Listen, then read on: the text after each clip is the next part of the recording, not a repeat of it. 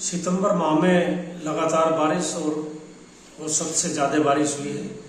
12 सितंबर से लेकर और 14 सितंबर तक 100 mm से ज़्यादा औसतन बारिश पलवल जिले में हुई है। इससे कुछ क्षेत्रों में तो पानी खड़ा हो गया है। जहाँ सेम वाले क्षेत्र है वहाँ पर फसलों के लिए बहुत बड़ा नुकसान हुआ, क्योंकि वहाँ पर पानी की निकासी का उचित प्रबंध न होने से फसलें सूखने का खतरा बन गया है। लेकिन ज़्यादातर क्षेत्रों में जहाँ पानी खड़ा नहीं हुआ वहाँ पर फसलों को ज़्यादा नुकसान नहीं हुआ। कुछ जगह पर चारे वाली फसल ज्वार को गिरने से नुकसान हुआ, तो गन्ने की फसल को भी गिरने से नुकसान हुआ।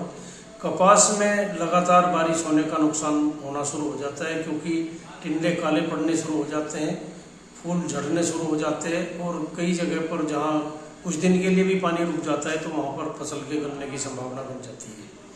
ऐसी दशा में किसानों से यही अनुरोध किया जाता है कि पानी की निकासी का उचित प्रबंध जरूर करें। खासकर बाजरा हो, चाहे दलहनी फसलें हों या तिल जैसी तिलहनी फसलें हों, और कपास, इनमें पानी 1-2 दिन से ज़्यादा टिकना ही नहीं चाहिए। यदि कहीं 1-2 दिन से ज़्यादा पानी रुका भी है तो कपास में खासकर किसान भाई ध्यान दें कि 20 से 25 किलोग्राम यूरिया प्रति एकड़ के हिसाब से वहाँ पर लगा दें, तो उससे उसकी पुनः बढ़वार और फूल फल आने उसमें शुरू हो जाएंगे। जहाँ पर टिंडे झड़ने की समस्या ज़्यादा दिखाई दे रही है तो वहाँ पर किसान भाई naphthalene acetic acid 50 millilitre 200 litre पानी मिलाकर उसका छिड़काव कर देंगे, तो उससे टिंडे झड़ने की समस्या से निजात मिल जाएगी। कपास में कई जगह पर पौधे सूखने की भी समस्या आ रही है, तो वहाँ पर किसान भाई कोबाल्ट क्लोराइड 1 मिलीलीटर 100 लीटर पानी की दर से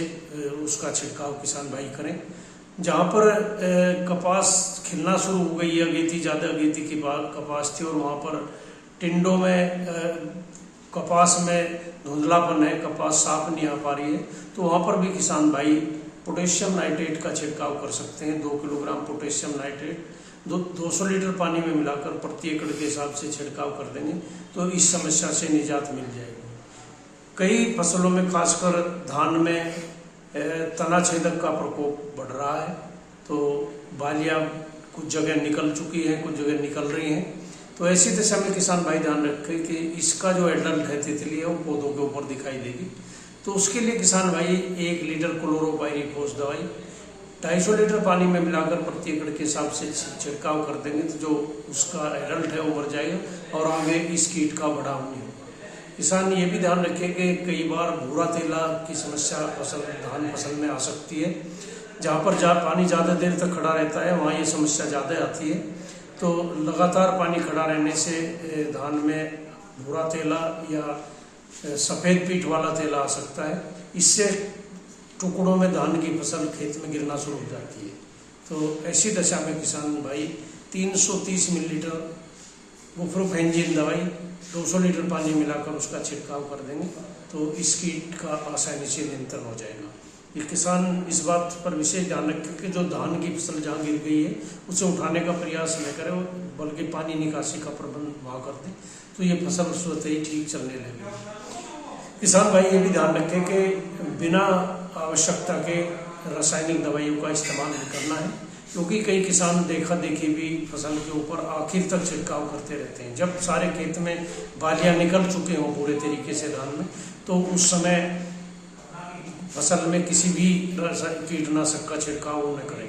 बाजरे में इस लगातार बरसात होने से नुकसान हुआ है, क्योंकि बाजरे में परपरागण होता है, जिसकी वजह से दाना बनने में बाधा पड़ी है, और उसके साथ कहीं कहीं पर अरगट चेपा की समस्या भी दिखाई दी है। तो इस तरह की बालियाँ जहाँ दिखाई दे उन्हें भी किसान भाई निकालते हैं।